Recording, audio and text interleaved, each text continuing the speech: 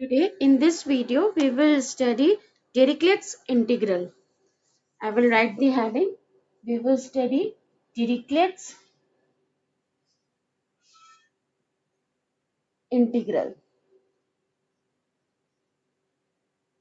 Dirichlet's integral क्या होता है, इसका यूज क्या होता है, वो आज हम यहाँ पढ़ेंगे. तो Dirichlet's integral जो होता है, it is given by the formula triple integration at v l x to the power l minus 1 y to the power m minus 1 z to the power n minus 1 dx dy dz is equals to gamma l gamma m gamma n upon gamma l plus m plus n plus 1. ठीक है, where capital V is the region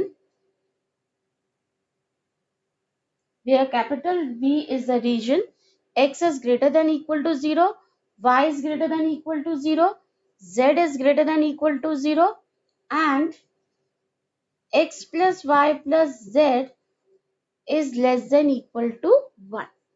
तो आप देखो Dirichlet integral आपका क्या होता है, अगर हमारा ट्रिपल इंटीग्रेशन में हम अंदर वाली वैल्यूज को इस फॉर्म में लिख लें तो इसकी वैल्यू सीधे सीधे इक्वल होती है इसके. ठीक है, लेकिन ये डिरिचलेट इंटीग्रल आपका अप्लाई कब होगा, ये अप्लाई तब होगा जब v जो होगा वो रीजन होगा जहां आपका x y z तीनों पॉजिटिव होंगे. ठीक है, तीनों आपके कैसे होंगे, पॉजिटिव.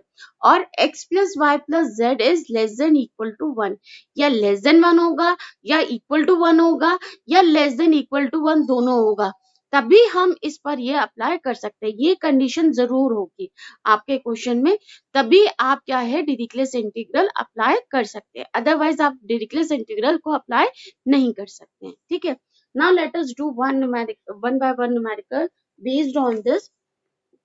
ठीक है, तो उससे हमें और क्लियर होगा. देखिए आपको क्वेश्चन दे रखा है the plane x upon a plus y upon b plus z upon c equal to 1 meets the axes in a b c.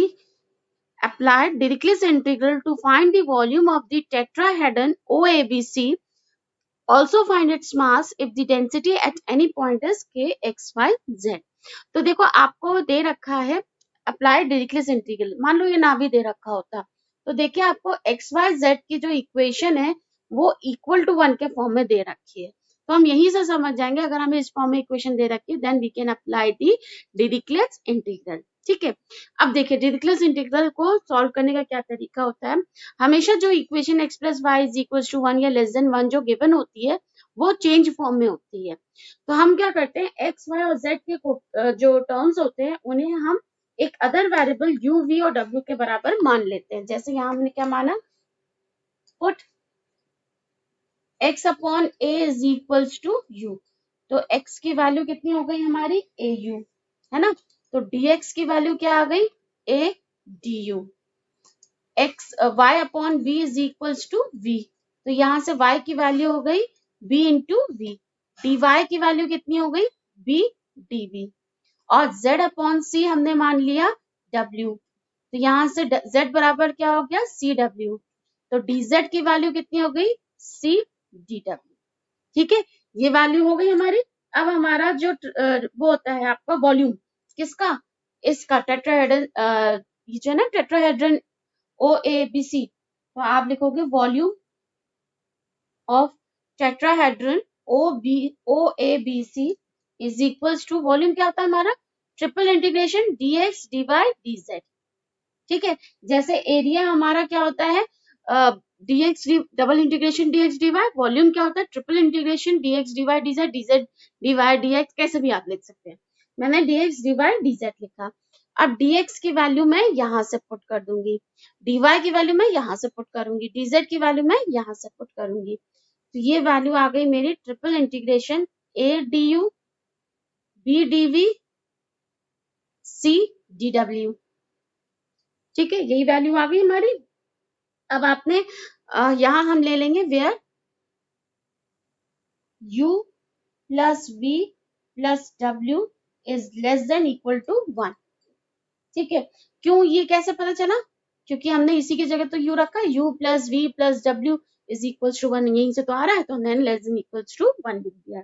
अब आपका ए बी सी बाहर कर दीजिए, ठीक है, क्योंकि कांस्टेंट है तो हमने ए बी सी तो बाहर लिख दिया। अंदर क्या बचा? D W D we D W, ठीक है, D U D we D W. ये वाला ट्रिपल इंटीग्रेशन में डिरिक्लेट्स क्या था? ट्रिपल इंटीग्रेशन किस फॉर्म में आना चाहिए? x की power l minus one, y की power m minus one, z की पावर n माइनस वन, यही तो आना चाहिए, dx dy dz, यही आना चाहिए। अब इस फॉर्म में लाने के लिए मैं कैसे लिख दूं?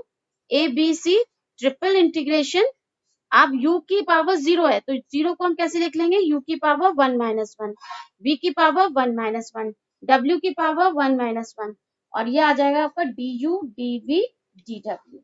ठीक है, अब इसकी वैल्यू मैंने आपको क्या बताई थी? होती है gamma l gamma m gamma n upon gamma l plus m plus one. ठीक है, ये होती है इसकी वैल्यू। तो यहाँ पर हमारी एल की वैल्यू कितनी है? 1, एम की वैल्यू भी 1, एन की वैल्यू भी 1।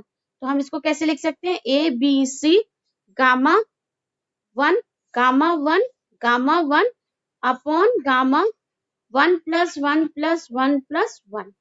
अब मैंने आपको बताया था अगर आपका n इंटीजर होता है तो गामा n की वैल्यू होती है फैक्टोरियल n माइनस वन। तो ये जो वैल्यू होगी आपकी, ये वाली जो वैल्यू होगी, this will be equal to क्या हो जाएगी? ए बी सी, ये हो जाएगा 0 फैक्टोरियल 0 फैक्टोरियल 0 फैक्टोरियल अपॉन ये कितना गामा हो जाएगा? 1 2 3 4, 4 फैक्टोरियल। तो 4 फैक्टोरियल को हम क्या लिख सकते हैं? सॉरी गामा 4, तो गामा 4 को हम क्या लिख सकते हैं? 3 फैक्टोरियल। तो ये तो 1 हो गए सारे, तो 3 फैक्टोरियल इज 6। तो इसका आंसर आ गया हमारा a B c upon 6। Direct, कुछ खास कैलकुलेशन कंटेन नहीं किया और इसका आंसर हमारा आ गया A B c upon 6।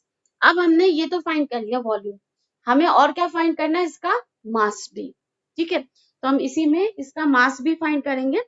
Volume का तो जैसे वॉल्यूम मास का फॉर्मूला क्या होता है आपका? Mass is equals to density into volume, है ना? तो चलिए करते हैं हम लोग।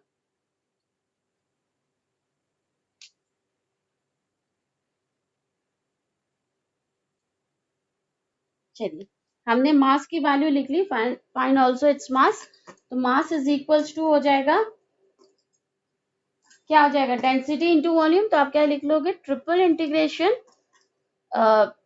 डेंसिटी आपकी थी k x y z, volume is d x d y d z, यही हो जाएगा। अब हम एक्स वाई जेड है, एक्स वाई जेड की हम वैल्यू, सॉरी मैंने मिटा दिया, क्या था हमारा? एक्स अपॉन ए हमने यू माना था, तो हमारी एक्स की वैल्यू थी ए यू और डी एक्स की वैल्यू थी ए डी यू, है ना? और y अपॉन बी हमने v माना था, तो y की वैल्यू थी हमारी bv और dy की वैल्यू थी हमारी b dv और z अपॉन c हमने माना था w, तो यहाँ से z की वैल्यू थी cw और dz की वैल्यू थी cdw। ठीक है, ये वैल्यू हम यहाँ पुट करते हैं। ये हो गया ट्रिपल इंटीग्रेशन। k लिखा रहने दिया, x की जगह मैंने लिख दिया au, y की जगह b इंटू v और z की जगह cw, dx की जगह adw और dy की जगह bdv और dz की जगह cdw। ठीक है, जो कांस्टेंट वैल्यू हम बाहर निकले, k तो बाहर आ गया, a into a square B square C square, ये भी बाहर आ गया। ट्रिपल इंटीग्रेशन के अंदर आ u d u sorry u v w d U D we D डब्ल्यू। अब u की पावर 1 है तो इसको हम कैसे लिख सकते हैं? -1 के फॉर्म में कैसे लिख सकते हैं? Triple integration u 2 minus one v 2 minus one w 2 minus one, तभी तो u की पावर 1 होगी। और -1 क्यों लिखा है हमने? अपने डिरिक्लेस इंटीग्रल में चेंज करने को।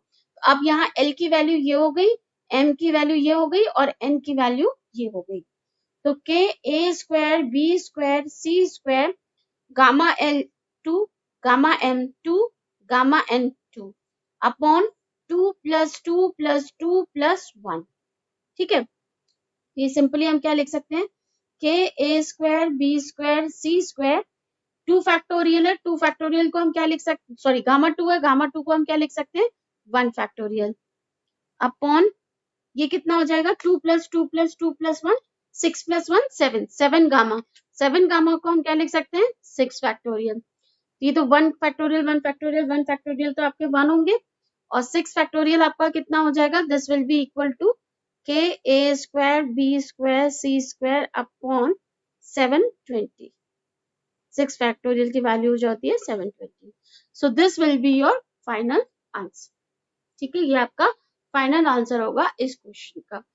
एक और क्वेश्चन करते हैं इस पर बेस्ड। नेक्स्ट क्वेश्चन है हमारा, evaluate the integral, triple integration दे रखा है, x to the power l minus 1, y to the power m minus 1, z to the power n minus 1, dx dy dz, where x y z are all positive but limited by the condition this। देखिए यहाँ में Dirichlet integral mention नहीं है, लेकिन हम Dirichlet integral ही लगाएंगे, क्यों, क्योंकि हमें कंडीशन दे रखी है एक्स वाई जेड वाली इक्वेशन की less than equal to 1।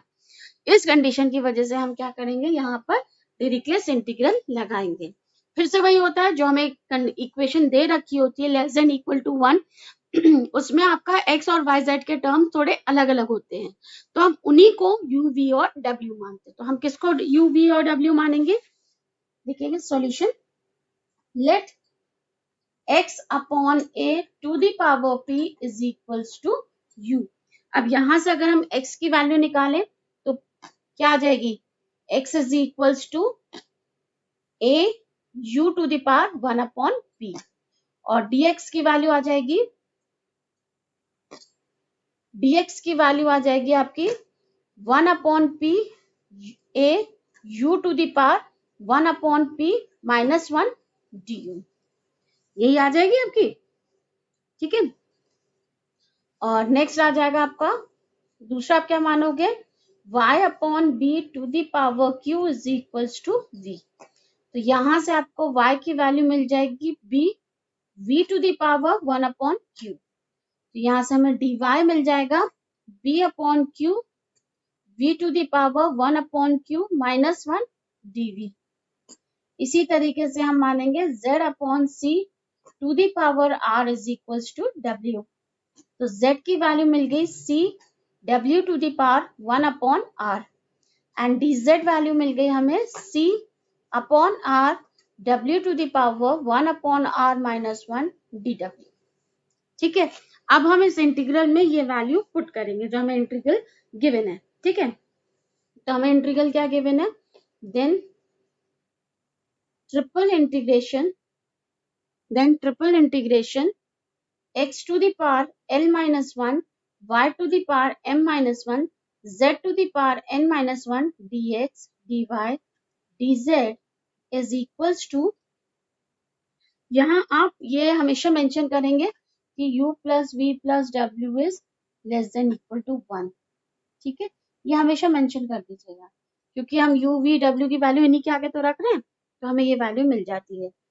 This will be equal to triple integration, x की जगह हमने रखा a u to the power 1 upon p to the power l minus 1, y की जगह हमने यहाँ पर रखा b v to the power 1 upon q to the power m minus 1, z की वैल्यू रखी हमने c w to the power 1 upon r to the power n minus 1, dx की जगह हमने रखा a upon p u 1 upon p minus 1 du,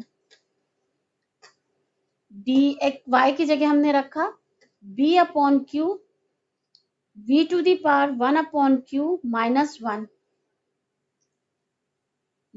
1 dv, और dz की value हमने रखी c upon r w to the power 1 upon r minus 1 dw। ठीक है, इसकी वैल्यू हमने ये रखी।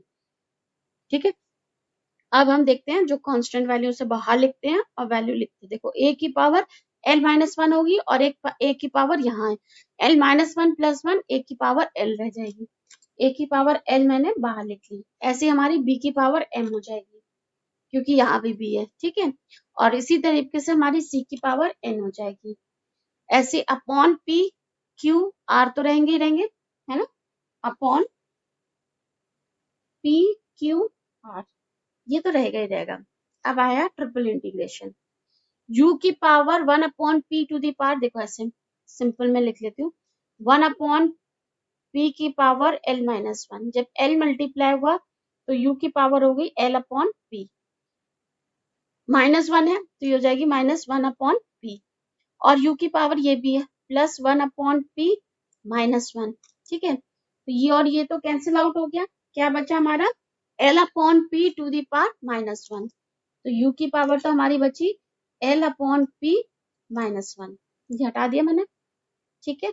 अब हम v की पावर देखते हैं, v की पावर है हमारी 1 upon q to the power m minus 1, तो इसको हम कैसे लिखेंगे, v की power m upon q minus 1 upon q, multiply कर दी ना, पावर पावर मल्टीप्लाई होती है, एक पावर ये भी है 1 अपॉन q माइनस 1, तो प्लस 1 अपॉन q माइनस 1, ये तो कैंसिल आउट होगी, v की पावर क्या बची m अपॉन q माइनस 1, तो हमने v की पावर लिख ली m upon q minus 1, w की पावर, w क्या है आपका 1 अपॉन r, सॉरी w में आपका 1 अपॉन r की पावर n माइनस 1, तो ये हो जाएगा w की power n upon r minus 1 upon r, और एक वैल्यू और है आपकी 1 अपॉन r माइनस 1, तो प्लस 1 अपॉन r माइनस 1, ये कैंसिल आउट हो गया, क्या बचा w की पावर n माइनस r, तो इसको लिख लिया w to the power n upon r minus 1, ठीक है। बाकी वैल्यू आ गई हमारी वही dw dv sorry du dv and dw, ठीक है, ये वैल्यू आगे हमने एज इट इज लिख दी। अब देखिए इसको हमें चेंज करने की जरूरत ही नहीं है, ये ऑलरेडी आपका डिरिक्लेस इंटीग्रल के फॉर्म में है ना, तो यहाँ पर ये वैल्यू हो गई हमारी L की, ये हो गई M की, ये हो गई N की, जो हमारे डिरिक्लेस इंटीग्रल के फॉर्मूले में लिखा था, तो हमने इसको लिख लिया, this will be equal to a to the power l, b to the power m, c to the power n into gamma l upon p, gamma m upon q, gamma n upon r upon p q r into gamma l upon p plus m upon q plus n upon r plus 1। अब इसको हम further तो solve कर सकते नहीं है, सो this will be the our answer, यही हमारा आंसर हुआ, ठीक है। चलिए और क्वेश्चन करते हैं इस पर। नेक्स्ट क्वेश्चन है, apply Dirichlet's integral to find the volume and the mass contained in the solid region in the first octant of the ellipsoid this if density at any point is rho xyz is equals to k xyz। तो देखो इसमें तो डिरिक्लेस integral apply करने को already mention है, अगर नहीं भी मेंशन होता तो हमें इस कंडीशन से पता चल जाता इक्वल टू 1 वाले से, है ना। अब डिरिक्लेस इंटीग्रल है तो हम जो इक्वेशन दे रखी है उसमें x वाली वैल्यू को हम u मान लेंगे, y वैल्यू को v और z वाली वैल्यू को w, तो हमने मान लिया let x square upon a square is equals to u, यहाँ से हमें x की वैल्यू मिल गई a रूट यू और dx की वैल्यू मिल गई हमें a by two u to the power minus 1 by two du। इसी तरीके से हमने मान लिया y square upon b square is equals to v, तो यहाँ से हमें y की वैल्यू मिल गई b रूट v, तो यहाँ से हमें dy की वैल्यू मिल गई b upon two v to the power minus 1 by two dv। Next हमने मान लिया and z square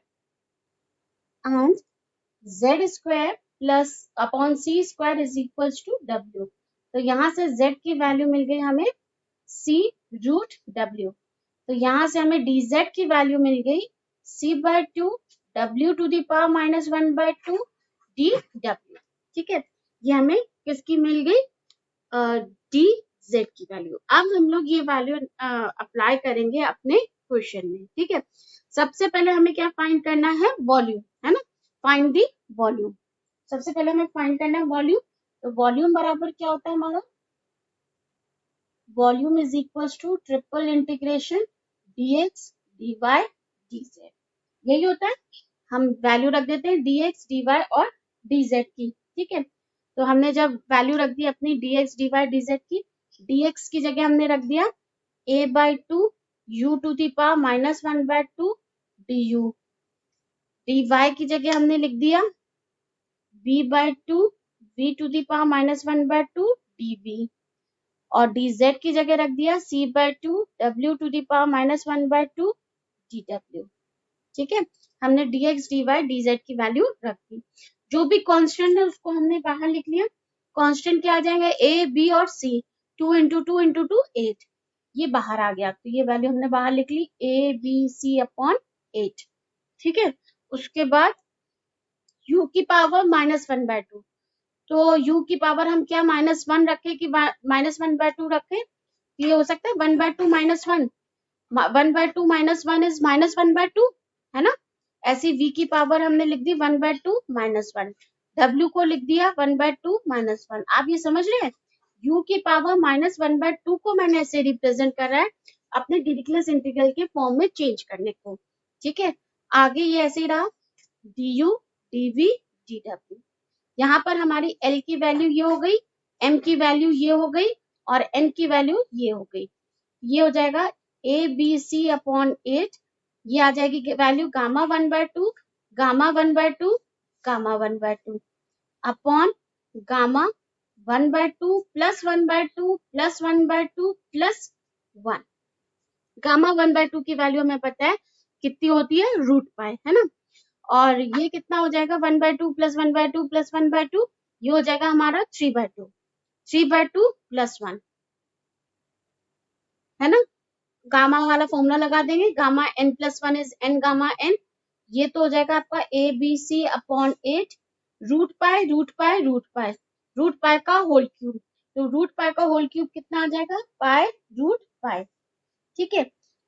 gamma 3/2 plus 1 को मैं एक साथ ही सॉल्व करके बता देती हूँ, तो हम वही वैल्यू लिख देंगे। ये हम लिख सकते हैं 3/2 गामा 3/2, गामा 3/2 को हम फिर से तोड़ सकते हैं, कैसे, 1/2 प्लस 1, ठीक है। गामा 1/2 प्लस 1 को हम कैसे लिख सकते हैं, 3/2 इंटू 1/2 गामा 1/2। बस अब यही रुक जाएंगे क्योंकि गामा 1/2 की वैल्यू हमें पता है। तो ये आ जाएगा 3/4 √π, ये आएगी ना वैल्यू 3/4 √π, तो ये आ जाएगा आपका 3/4 √π।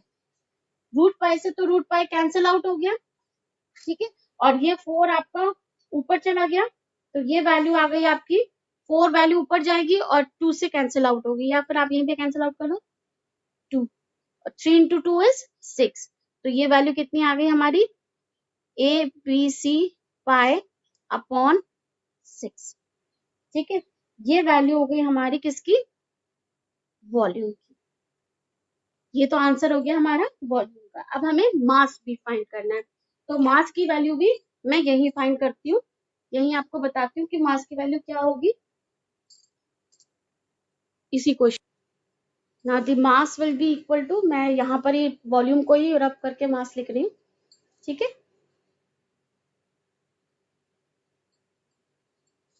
मास will be equal to density into volume होगा, तो डेंसिटी हमें दे रखी है k x y z dx dy dz, ठीक है। तो k की वैल्यू तो लिखी रहने दी, x की वैल्यू हमने लिख दी a u to the power 1/2, ठीक है। b की वैल्यू रख दी b v to the power 1/2, और z की वैल्यू रख दी c w to the power 1/2, du की वैल्यू रख दी dx की वैल्यू रख दी a/2 u to the power -1/2 du, v/2 v to the power -1/2 dv, c/2 w to the power -1/2 dw, ठीक है। ये वैल्यू रख दी हमने। अब k a b c और a b c और बाय 2 बाहर लेंगे तो हमें क्या मिल गया, k a² b² c² और यहाँ आपको 8 ही मिला। ट्रिपल इंटीग्रेशन u की पावर 1/2 और -1/2, तो u की पावर 0 हो गई, u की पावर 0 को हम लिख लेंगे 1 माइनस 1, v की पावर 1/2 माइनस 1/2 ये भी 0 हो गई, तो v की पावर 1 माइनस 1, w की पावर 1/2 माइनस 1/2 ये भी 0 हो गई, तो 1 माइनस 1 लिख लेंगे। ये क्यों लिखा? डिरिचलेट इंटीग्रल में चेंज करने के लिए सिर्फ, है ना, सिर्फ हमारा जिससे कि ये डिरिचलेट इंटीग्रल में चेंज हो जाए, that is why we write this equation in this form. चलिए अब हम लिखेंगे आगे के ए square B square C square upon a, ये वैल्यू हो गई, ये एल की वैल्यू हो गई, एम की वैल्यू और एन की value, gamma one upon gamma 1 plus 1 plus 1 plus 1, तो ये आ गया हमारा के ए स्क्वायर बी स्क्वायर सी स्क्वायर, ये आ गया आपका 0 factorial 0 factorial 0 factorial upon 8 into कितना हो गया 1 प्लस 1 प्लस 1 4 गामा, 4 गामा को हमने लिख लिया 3 फैक्टोरियल, ठीक है, तो ये तो आपका 1 हो गया, और 3 फैक्टोरियल 6 होता है, 6 इंटू 8 इज 48, तो ये आपकी वैल्यू आ गई सीधे सीधे के ए square B square C square upon 48। So this is the answer of this question, ये पूरा आंसर हो गया आपका इस क्वेश्चन का। So I think till now you can understand what is the how will you solve the Dirichlet integral question.